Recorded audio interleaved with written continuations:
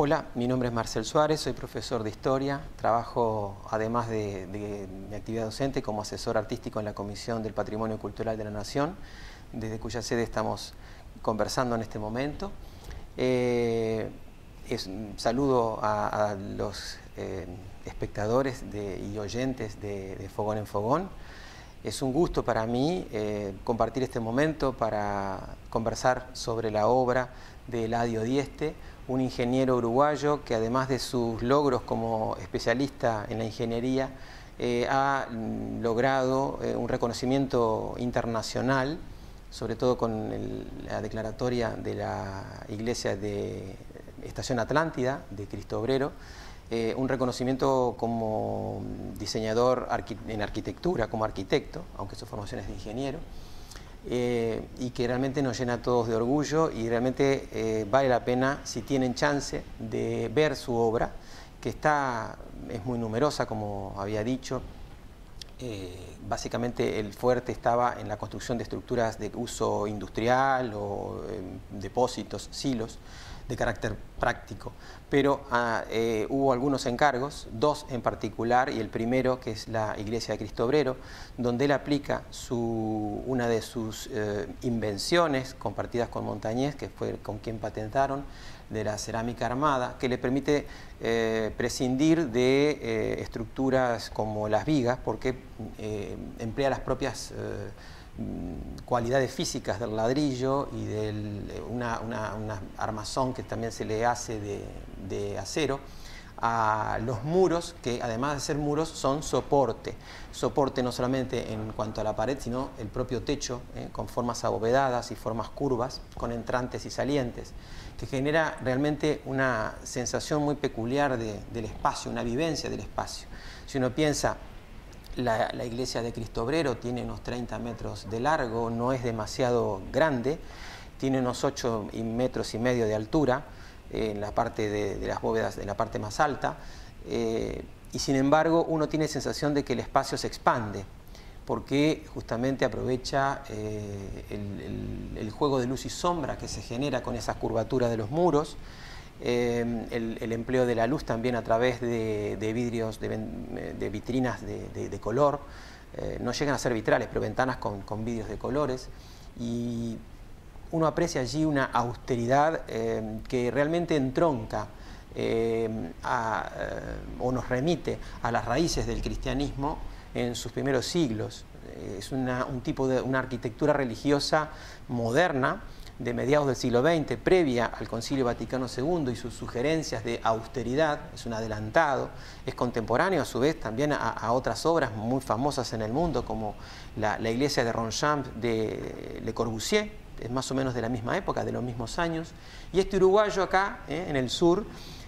tuvo la audacia y las circunstancias también que le permitieron tener un promotor que le siguiera en su idea y encontrar incluso también personal, obreros de la construcción que siguieran sus instrucciones, que entendieran su idea, dando lugar a un emprendimiento que incluso es recordado por los vecinos como al principio una idea un poco loca, por la forma rara que tenía esa construcción que iba creciendo con el paso del tiempo. Incluso hay una anécdota que cuenta en una de las entrevistas que le hacen a Dieste, la emoción que le provocó cuando una vecina se había trasladado con otra, no sé si en un carro, habían recorrido una distancia bastante larga, porque era un área rural, en principio, ese sitio donde hoy está esta pequeña iglesia, y que le fue a mostrar a la vecina y que a su modo le explicaba lo que a ella le habían contado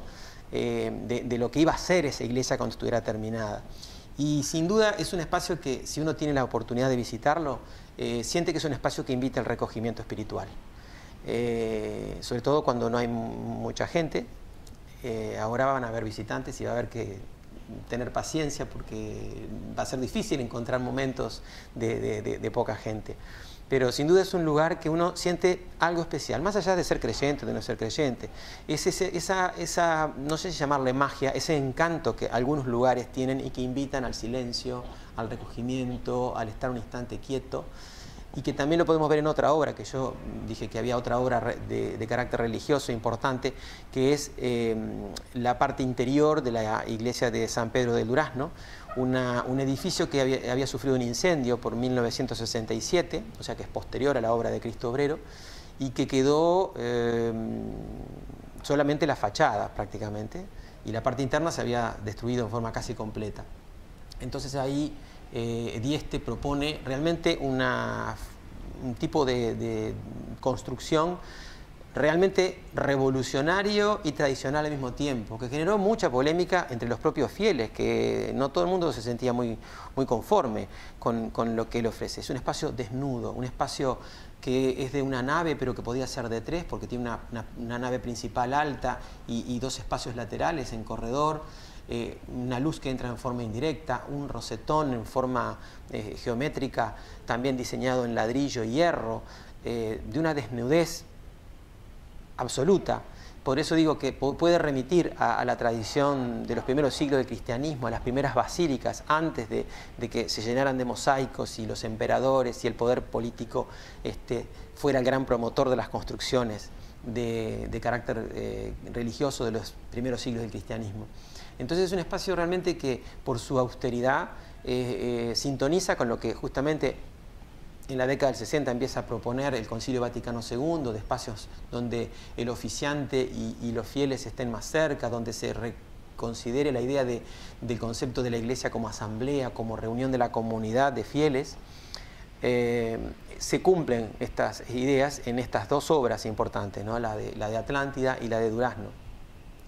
Y por eso remiten de alguna manera a esos orígenes que tienen que ver con esa formación religiosa, esa sensibilidad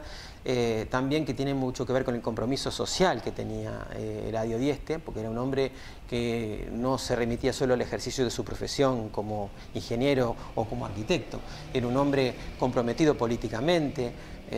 y que era coherente absolutamente en lo que él diseñaba y proponía en sus espacios con su visión de la sociedad, una sociedad donde la solidaridad, la preocupación por el otro, la empatía,